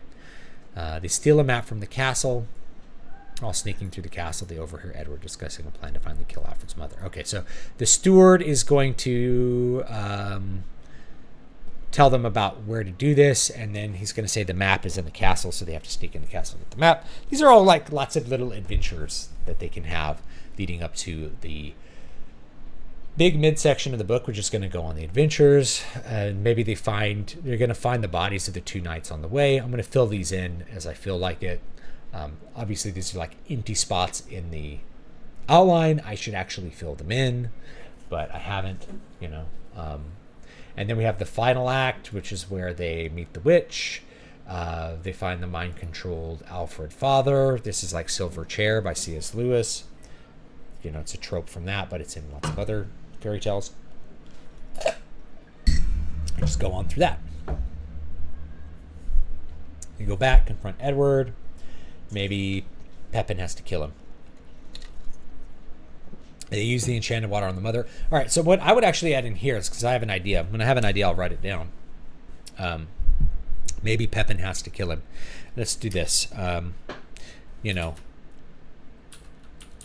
Pepin is overcome by Edward. Alfred picks up the sword. It doesn't kill him.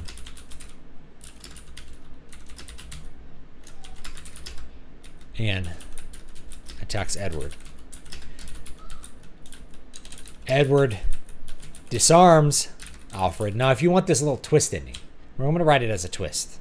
Put this in a twist. You don't have to do this. It's an option. Edward disarms Alfred.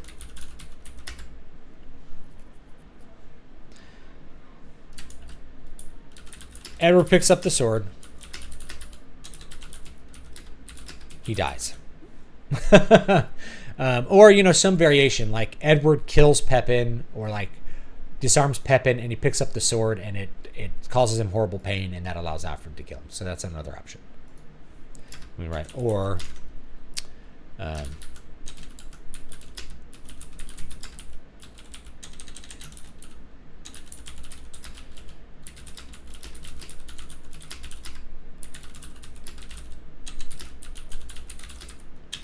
cause him horrible pain. Alfred kills him. Maybe Alfred like throws him out of a window. Something really dramatic. Out the window you go. Right.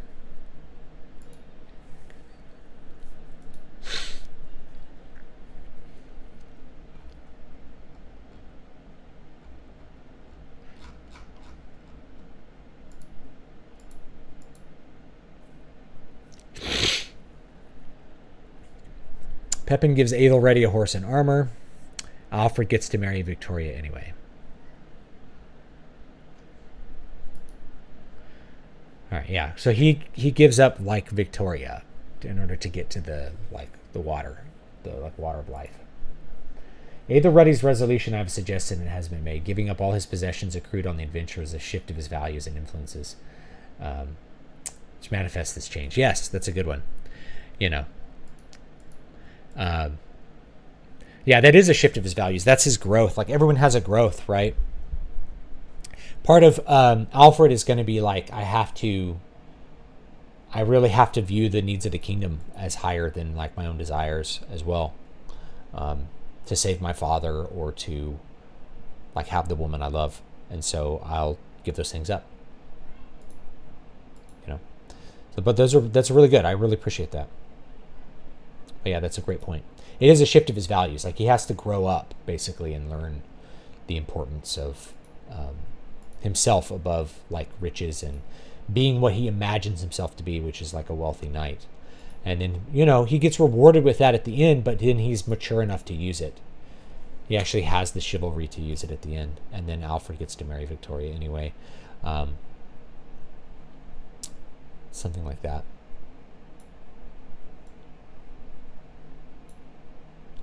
Like, I would, you know, the microve here is like where Alfred will declare that he'll give up Victoria, and she gets mad enough that she's just angry with him from then on.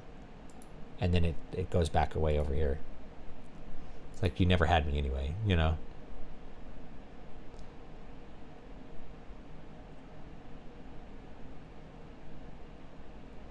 Anyway, let's check out the draft. We got about 20 more minutes. 20 more minutes to fill it out. All right, we're on chapter 3.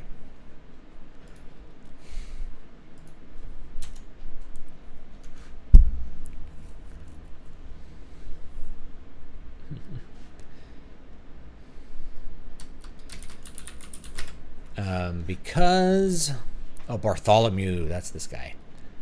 He's the ruffian. So let's put him in the other document. In our list of characters.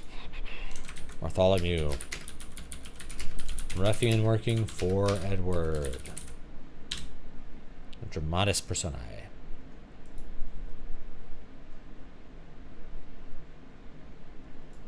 Yeah, replace the very values that create their conflicts. That's a really, that's a really cool, it's a really good technique that you can pull off. And I have that in some of my books, which is like you have a shift of moral frame that allows you to solve the problem in a different and new way because of the shift of the moral frame.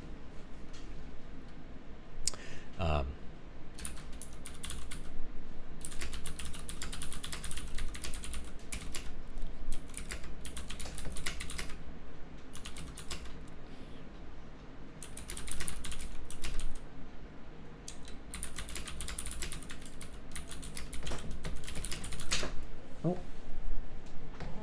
Did you let the cat out? Yeah, I just let the cat out. I love you. Okay. Wrote on the front half of the saddle.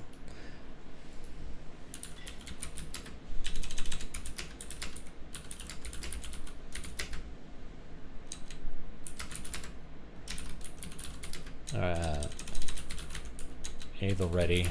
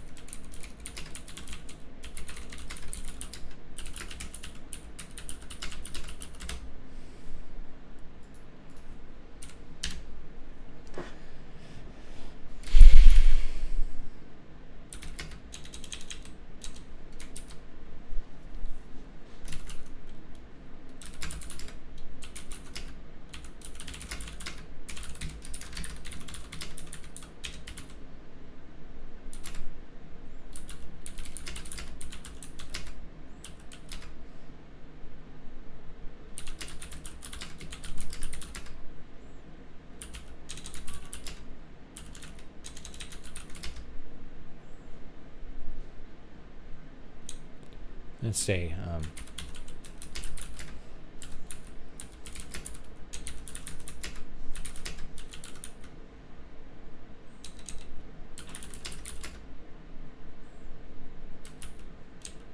Let's just say across the waving grass.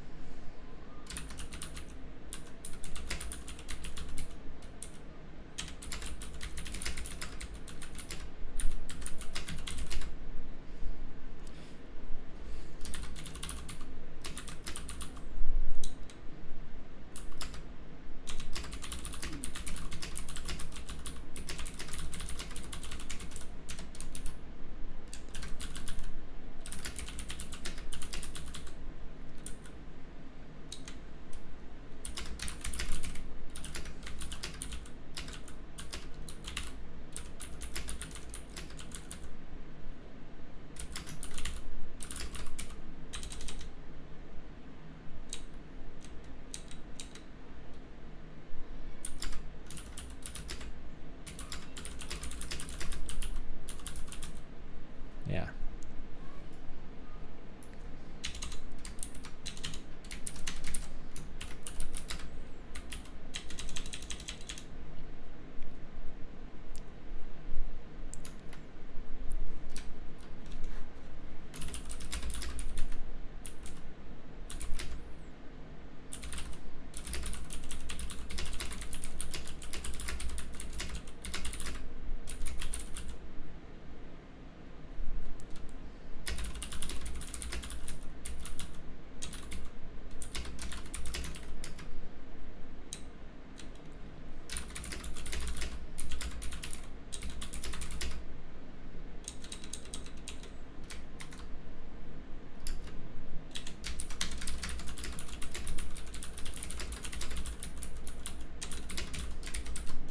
Are you suggesting you rescued me?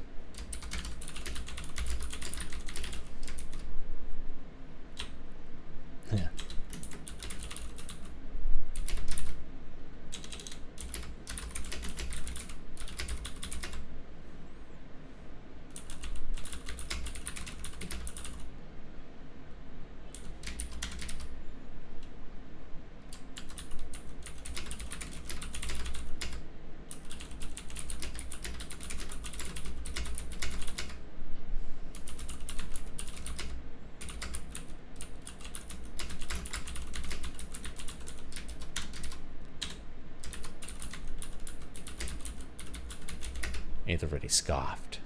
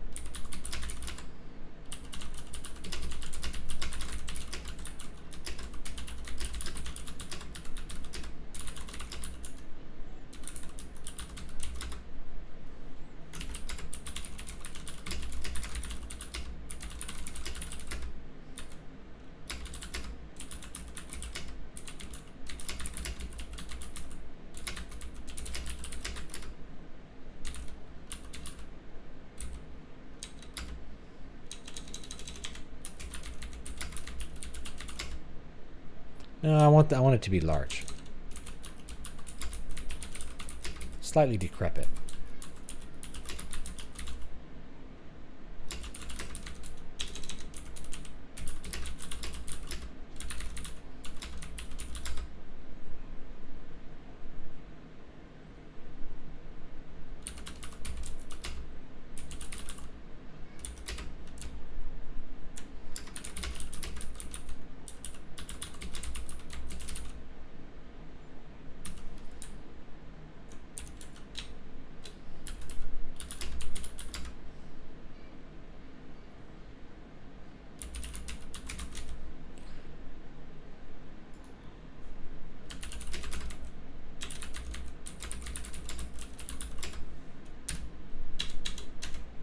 Got a little simile there, a little metaphor.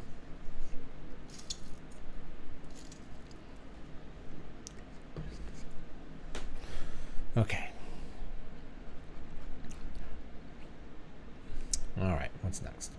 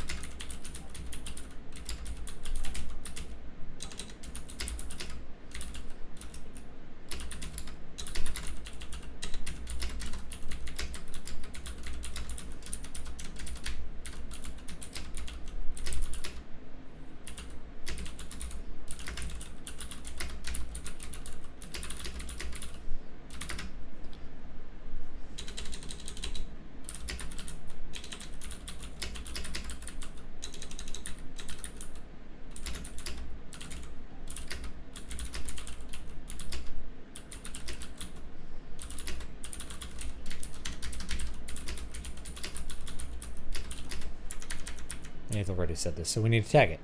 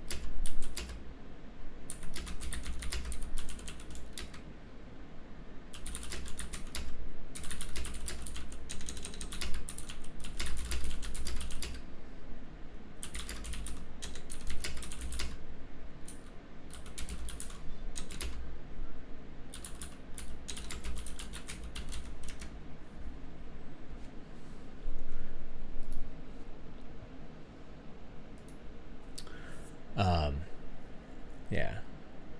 Unless a character embodies the trope and it's for the audience to see, usually a side character outside the core that moves the plot. I also think that the growth for it to hit the target, you have to establish a character's potential, which goes in hand with the audience's expectations and anticipations. It's true. It's all good stuff.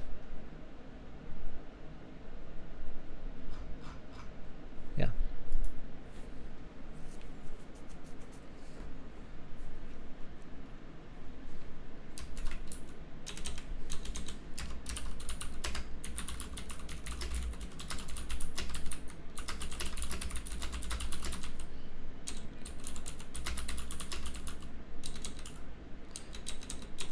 Back to the shop where, comma. How do I spell Aethelready? Let me double check my spelling. No E. No E. I'm spelling it. Ethelready. Ethelred.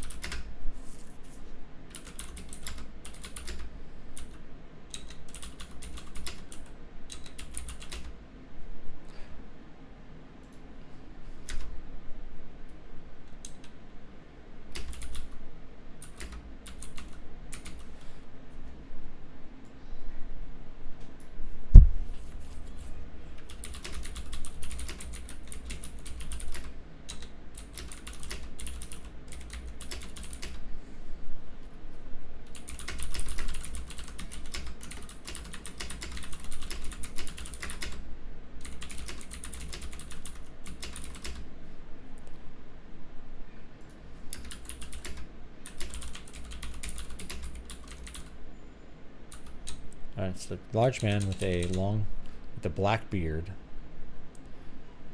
Let's say black.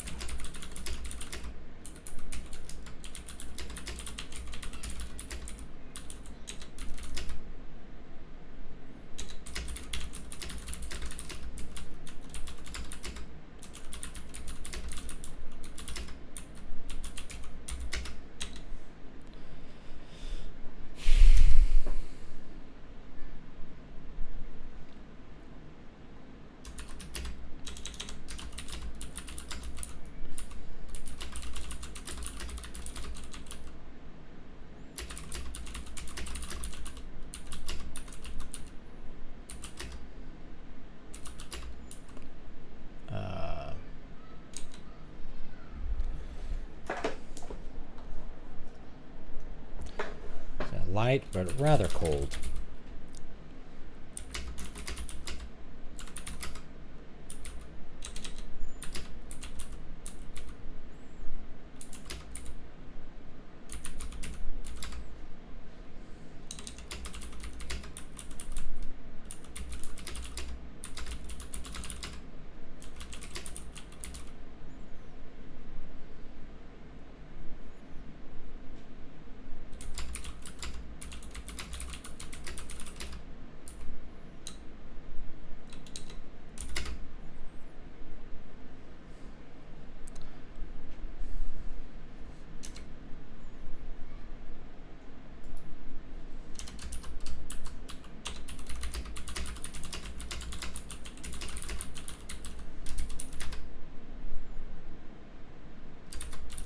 Now for the whisper.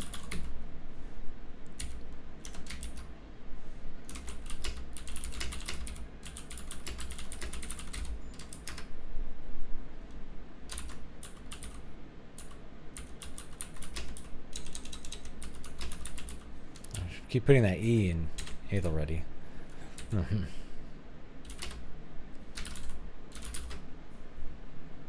Forgot to check the restream.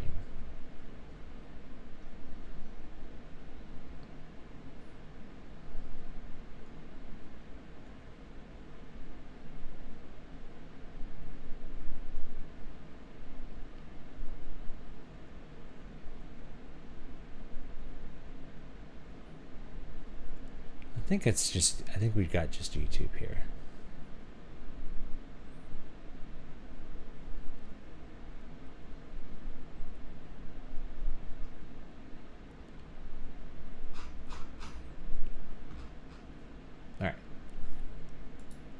Yeah, we've got about 8 more minutes. Get a good little start on this chapter.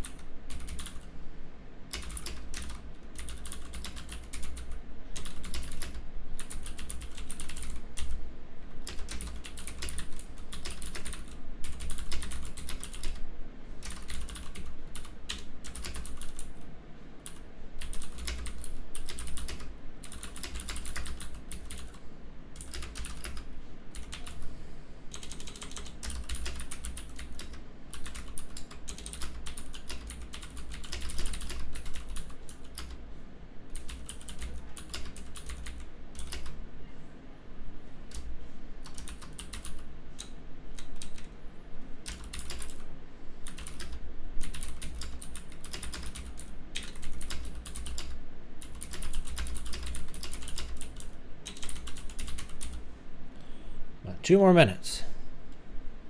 Writing as fast as we can. I'm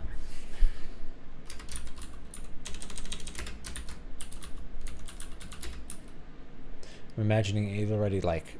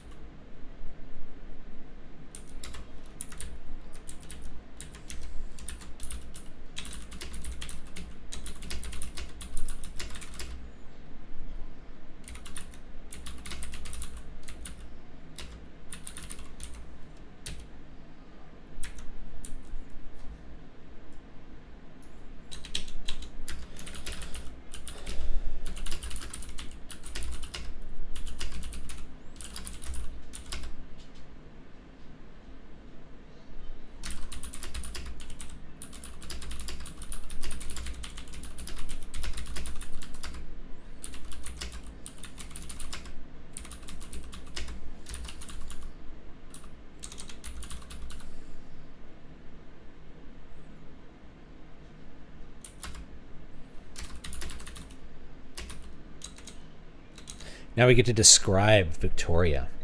We want to make her really pretty. I'm not sure how to describe her.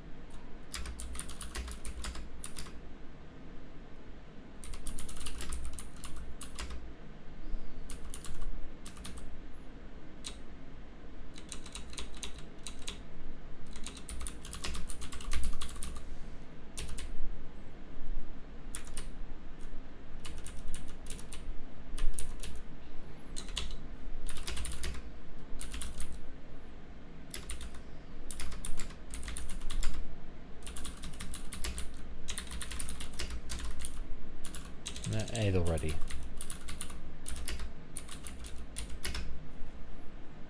Oh, I spelled whispered. There's a whisper, not whispered. Whispered. It's whispered. All right.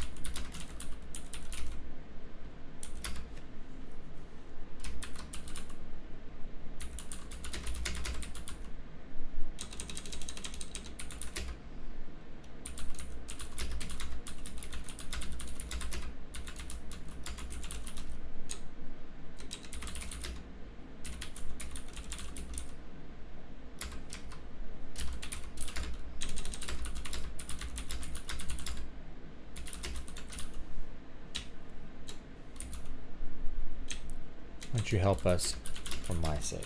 All right, we're about out of time. Continue this later. Basically, they'll decide to, she'll decide to help them. About 1,000 words. That's all right. So we'll do 1,000 words today. We can add 10 more words to make it an even 1,000.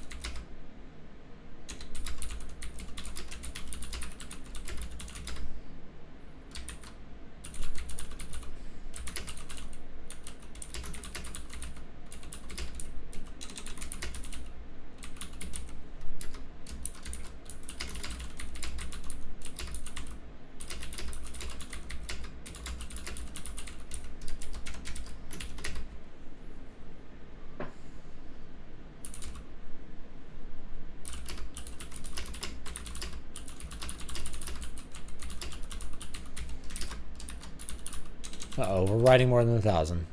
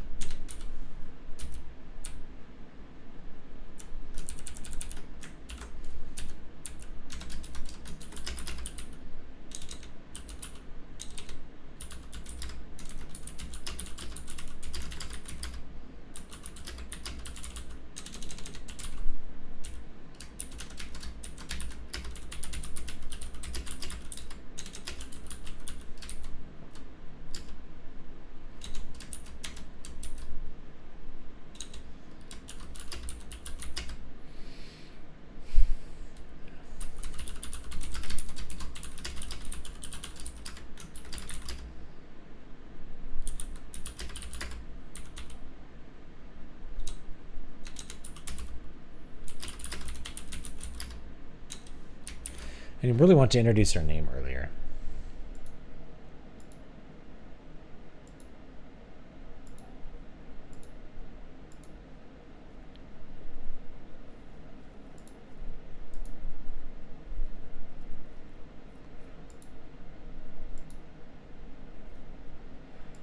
I'll introduce it here.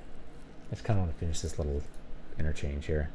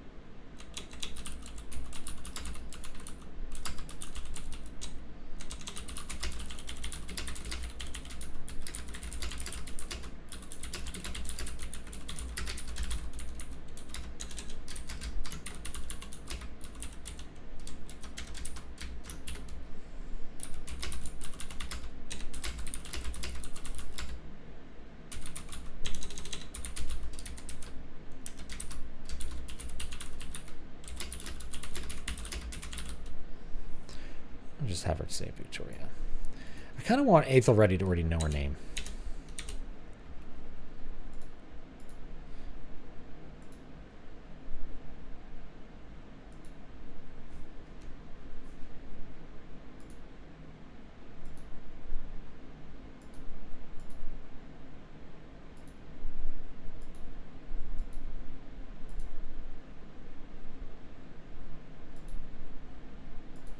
I'm going to introduce it here so it's a little less awkward.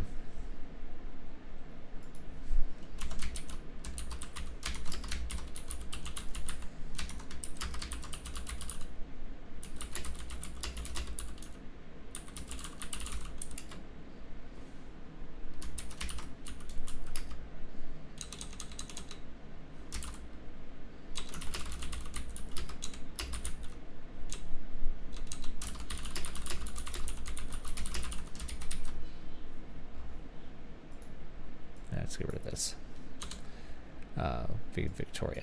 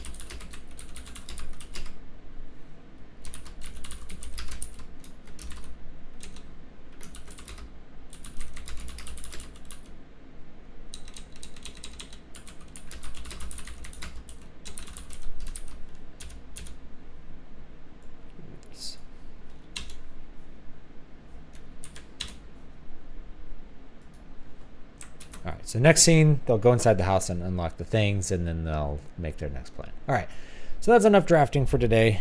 I got to get going and have some dinner. You can't tell, oh, it's already 9. Man, it's late. Got started late. All right, thanks for everybody for coming and hanging out with me and talking about different kinds of stuff.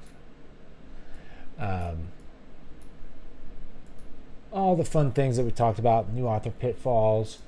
I'll probably do a little article on that later.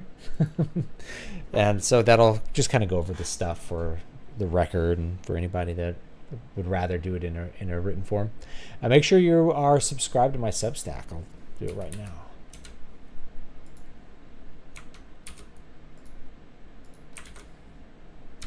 So I'll have that in there. And then you can hop on my Patreon as well.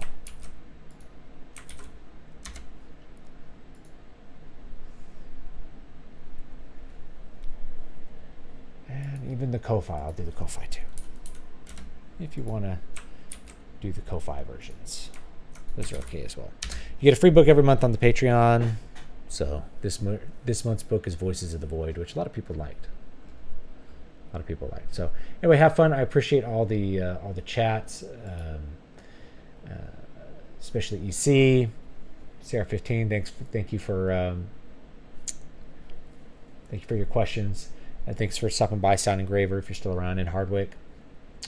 Thank you to Tetsuo Wrath for your questions, and hopefully you can get that book done. So that would be great. The old man. Thank you, Zimamaru, for showing up again. Let's see who else. JL, I appreciate everybody that comes by every week. All right, hopefully the drafting part wasn't too boring, and you enjoyed the clickety clack. I think the music stopped. I think the music stopped at some point. Yeah, there was an ad. All right, let's go back. I don't know what was going on here. All right, we'll pull up another piece of music here as we go out.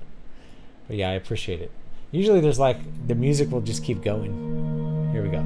That's the Zool online channel. I'll link it if you want to check out the ambient channel. Be fine. Take it easy, guys. I appreciate everybody. You also get access to the Discord. I don't know if I'll keep the Discord up because I haven't been able to keep it too active lately. But you will get, if you want to ask me questions, there's that. So take it easy, folks, and I'll see you all next time. Have a great day. And I can do this. Watch. We can fade away. Until next time.